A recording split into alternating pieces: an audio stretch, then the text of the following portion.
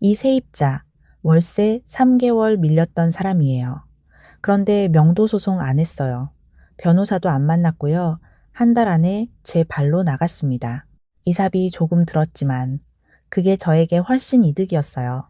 이게 어떻게 가능했는지 오늘 전부 보여드릴게요. 세입자의 월세 미납. 이건 겪어본 사람만 아는 고통이거든요. 밤마다 휴대폰 들여다보고 입금 알림 기다리고 연락 안 되면 혼자 별별 생각 다 하고 어디 하소연할 데도 없어요. 주변에선 집주인이 무슨 걱정이냐고 하니까요. 그래서 혼자 끙끙 앓다가 검색하죠. 월세 미납, 세입자 내보내는 법. 그럼 나오는 답은 다 똑같아요. 내용 증명, 계약 해지, 명도 소송. 그래서 명도 소송을 합니다. 변호사 만나고 서류 준비하고 법원 다니고 최소 6개월, 길면 1년. 그 사이 월세는 한 푼도 못 받는데 변호사 비용은 나가고 빈방에 새 세입자도 못 받죠.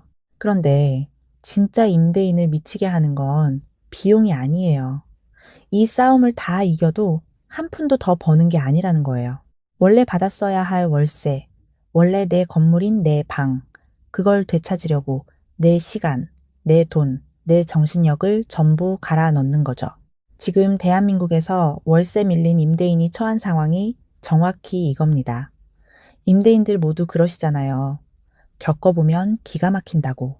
임대인도 똑같은 국민이고 피해자인데 법이 너무 불공정하다고. 맞아요. 저도 그렇게 생각해요. 다른 영상들은 여기서 그래도 법적 절차를 밟으셔야 합니다 라고 하죠. 맞는 말이에요. 근데 저는 10년 넘게 원룸을 직접 관리하면서 한 가지를 깨달았거든요. 명도 소송까지 가는 임대인은 실력 있는 임대인이 아니에요. 명도 소송은 실패의 증거예요. 그 전에 막지 못했다는 뜻이니까요. 월세가 밀린 첫날부터 작동하는 시스템이 있으면 명도 소송까지 갈 일이 거의 없어요. 오늘 그 단계별 압박 시스템과 12년 넘게 현장에서 쌓은 미납 세입자 퇴거 팁까지 전부 공개할게요. 첫날, 대부분 하루 이틀 늦을 수 있지 하고 넘기는데 그게 첫 실수예요. 밀린 첫날 바로 문자 보내세요. 안녕하세요. 땡일 납부일이 지나 연락드립니다.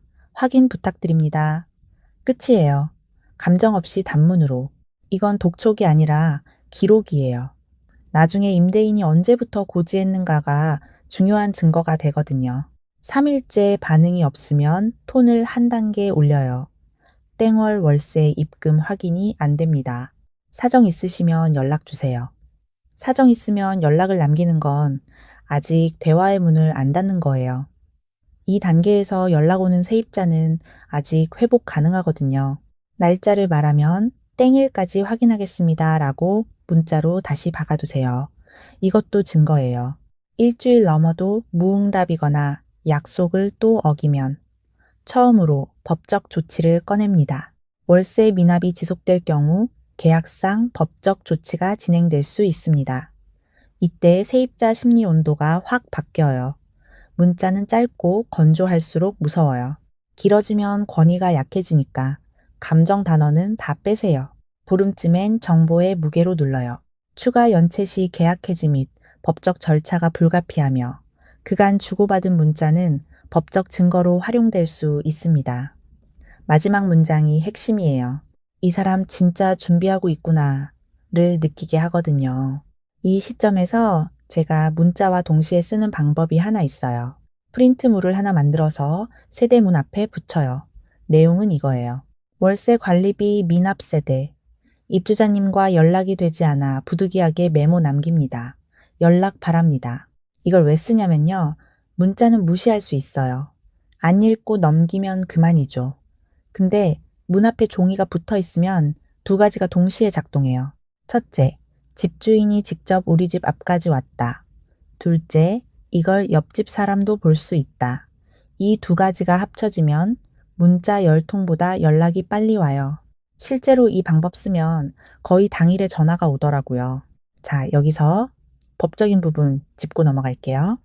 엄밀히 말하면 문 바깥에 미납 사실을 붙이는 건 다른 사람이 볼 수 있으니까 명예훼손 소지가 있을 수 있어요.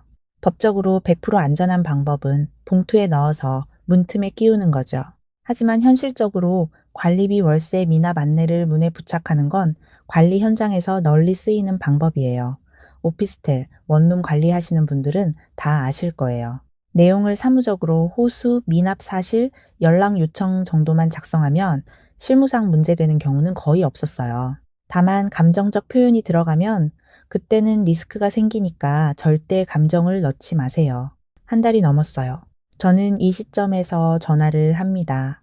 그리고 만나자고 해요. 집 근처 카페에서요. 왜 만나냐고요. 한 번 미납 정도에서는 세입자가 잠적하는 경우가 사실 드물거든요. 전화하면 늦게라도 받는 경우가 많아요. 만나서 뭘 하냐면 퇴거를 권유합니다. 근데 방법이 중요해요. 나가라가 아니에요. 이런 식이에요. 사장님, 솔직히 우리 집 월세가 사장님한테 부담인 것 같아요. 지금 남은 보증금이면 다른 데로 옮기실 수 있어요. 이대로 보증금이 계속 깎여서 나중에 옮기고 싶어도 못 옮기는 것보다 지금 움직이시는 게 사장님한테 유리하지 않을까요? 필요하시면 이사비도 도와드릴게요. 여기서 중요한 건 감정이 아니라 계산이에요. 명도 소송 가면 최소 6개월, 변호사 비용만 수백만 원이죠. 그 사이에 못 받는 월세까지 합치면 손실이 어마어마해요. 이사비 조금 들여서 한 달 안에 정리하는 게 숫자로 따지면 압도적으로 이득이거든요. 실제로 저는 세입자랑 카페에서 합의하고 그날 밤에 바로 짐 빼는 걸 도와준 적도 있어요. 제가 직접 이사를 도왔어요. 영상 처음에 말씀드린 3개월 밀렸던 그 세입자가 바로 이 케이스예요.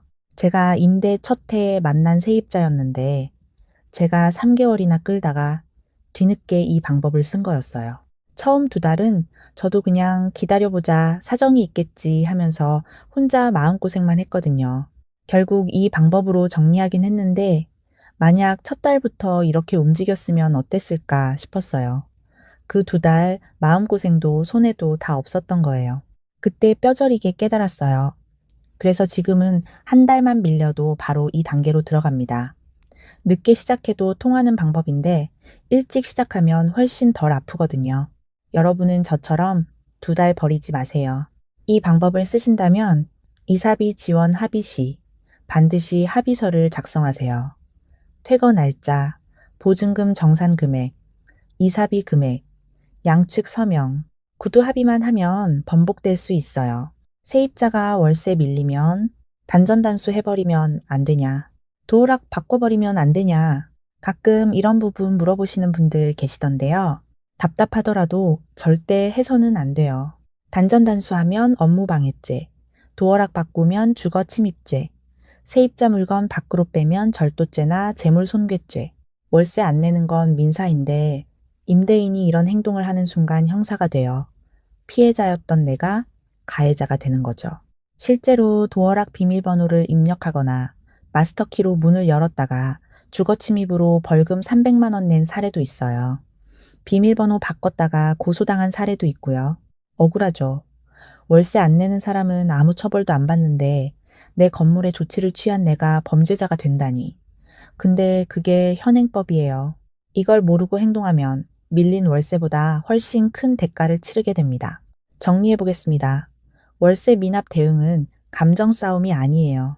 첫날부터 기록하고, 단계별로 톤을 높이고, 법적 근거를 보여주고, 현장 압박을 걸고, 시점이 오면 계산으로 합의한다. 이 순서를 지키면 명도 소송까지 가는 일은 거의 없어요.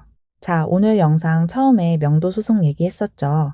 최소 6개월, 변호사비 수백만 원. 다 이겨봤자 본전. 이게 임대인한테 뭘 가르쳐 주냐면요. 임대 문제는 법으로 가는 순간 임대인이 무조건 져요. 소송에서 이겨도 시간이랑 돈을 버리거든요. 그래서 법으로 해결하기 전에 계약서에서 끝내야 합니다. 이건 월세만의 문제가 아니에요. 몰래 강아지 키워서 바닥 다 긁어놓고 집에서 담배 피워서 도배 누렇게 뜨고 배수구 막아놓고 나가고 이런 거 퇴거할 때 원래 그랬다고 우기면요. 결국 원상복구로 다투고 보증금으로 싸우고 심하면 또 법으로 가요. 월세랑 똑같은 패턴이에요. 법으로 가면 임대인이 시간, 돈으로 집니다. 이 모든 걸 미리 막는 방법은 딱 하나예요. 계약서 특약, 애완동물 금지, 실내 흡연 시, 원상복구 책임, 배수구 관리 의무. 이걸 계약할 때 특약 한 줄로 넣어두면 나중에 분쟁이 생겨도 임대인이 압도적으로 유리해져요. 법까지 갈 일이 안 생기는 거죠. 근데 이걸 직접 쓰려면 막막하죠. 뭘 넣을지, 어떻게 써야 효력이 있는지. 그래서 제가 12년 동안 실제로 쓰는 임대차 특약 모음을 정리해 놨어요. 그대로 계약서에 붙여 쓰시면 돼요. 무료예요. 더보기 링크랑 고정 댓글에 넣어뒀으니까 다음 계약 전에 꼭 받아두세요. 이메일만 넣으면 바로 받으실 수 있어요. 전 다음 영상으로 돌아오겠습니다. 구독, 좋아요 부탁드려요.